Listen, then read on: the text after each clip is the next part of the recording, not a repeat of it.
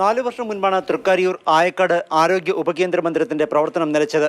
തൃക്കാരിയൂരിലെ ആരോഗ്യ ഉപകേന്ദ്രത്തിന്റെ പഴയ കെട്ടിടം പൊളിച്ചു നീക്കിയാണ് പുതിയ കെട്ടിട നിർമ്മാണം ആരംഭിച്ചത്. MLA ഫണ്ടിൽ നിന്ന് 40 ലക്ഷം രൂപയാണ് കെട്ടിട നിർമ്മാണത്തിനായി അനുവദിച്ചത്.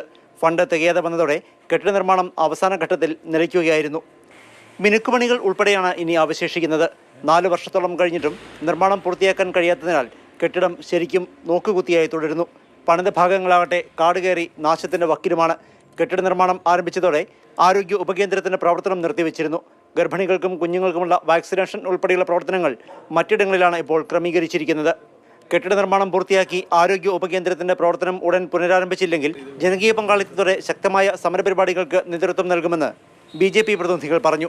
ഇതിന്റെ പ്രവർത്തനം പൂർത്തീകരിച്ചുകൊണ്ട് കാര്യങ്ങളിലേക്ക് കടക്കുന്നതിന് വേണ്ടി ബന്ധപ്പെട്ട ഭരണാധികാരികൾക്ക് കഴിഞ്ഞിട്ടില്ല.